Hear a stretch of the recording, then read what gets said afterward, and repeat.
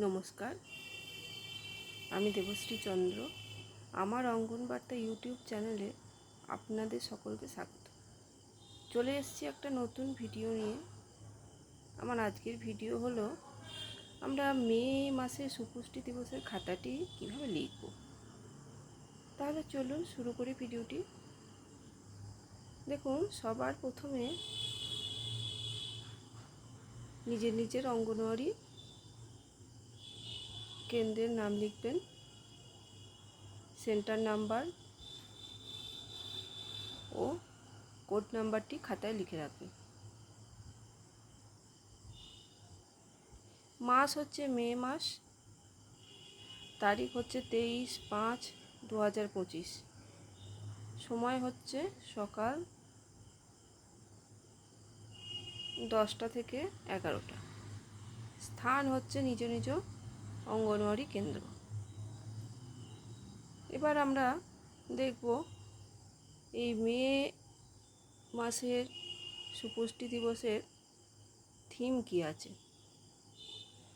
এই মাসের থিম আছে শিশুর বিকাশ ও বিপদের লক্ষণ, আর এই মাসের বিষয় হচ্ছে সুপুষ্টি দিবস পালন। তাহলে প্রথমেই আমরা লিখব,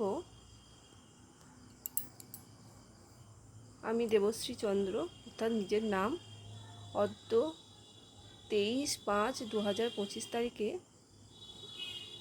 নিজ নিজ পঞ্চায়েতের নাম লিখবেন ও নিজের নিজের কেন্দ্রের নাম লিখবেন।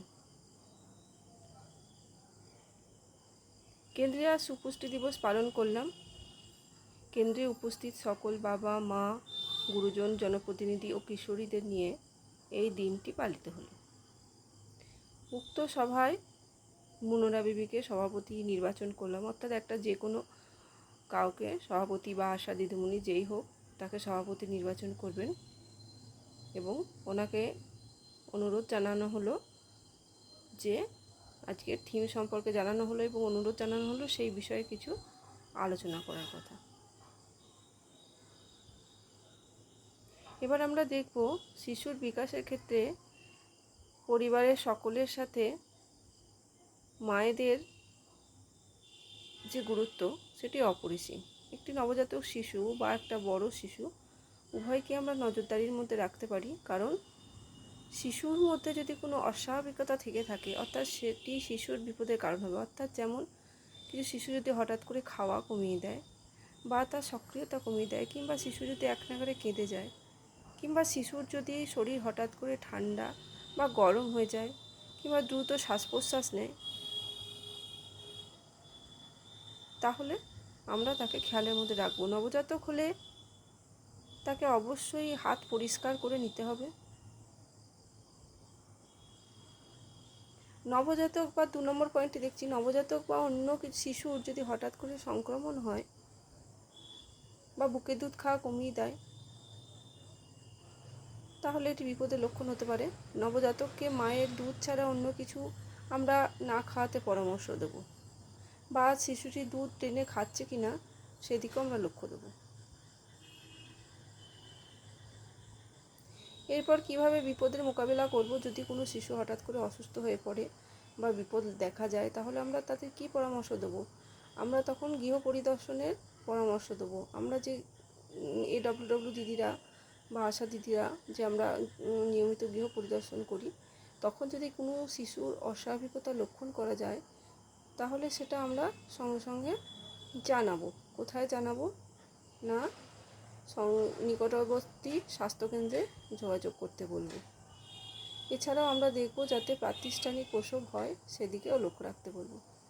4 নম্বরে আমরা বলবো শিশু বিকাশের স্তরগুলি মায়েদের সাথে আলোচনা করব।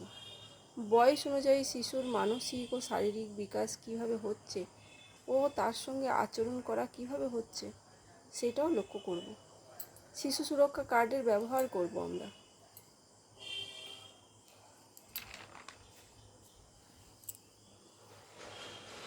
রেসপন্সিভ প্যারেন্টিংয়ের গুরুত্ব আমরা বোঝাবো। এবার এর সাথে সাথে আমরা একটি বিষয় নিয়ে আলোচনা করব, সেটি হচ্ছে মশার কামড় ও সাপের উপদ্রব। যেহেতু বর্ষাকাল আসছে এবং এটি এটি আসা মানেই এই দুটিরই উপদ্রব বাড়ানো, যেখানে সেখানে জল জমে সেখানে মশার বংশবিস্তার ঘটে এবং মশারি ব্যবহার না করলে ম্যালেরিয়া, ডেঙ্গু ইত্যাদি মারণ রোগের শিকার হতে পারে। শিশুসহ বয়স্ক, বড় মানুষরা সবাই হতে পারে। এছাড়া মাঠে ঘাটে নিয়মিত যারা যাতায়াত করেন তাদের সাবধানে রাস্তা চলাফেরা করা, ভালো করে জুতো পরিধান করা অত্যন্ত জরুরি। রাত বিরেতে কোথাও গেলে আলোর ব্যবহার করার বা কোনো কিছু কামড় দিলে কি কামড়ালো দেখতে না পারলেও সঙ্গে সঙ্গে সেটা সাপের কামড় ভেবে নিয়ে নিকটবর্তী স্বাস্থ্যকেন্দ্রে যেতে হবে। এই বলে আমি এই মিটিংটি আজকে শেষ করছি সভাটি, এবং সবাইকে শুভেচ্ছা জানিয়ে সভা কার্য শেষ করলাম। নমস্কার, সবাই ভালো থাকবেন।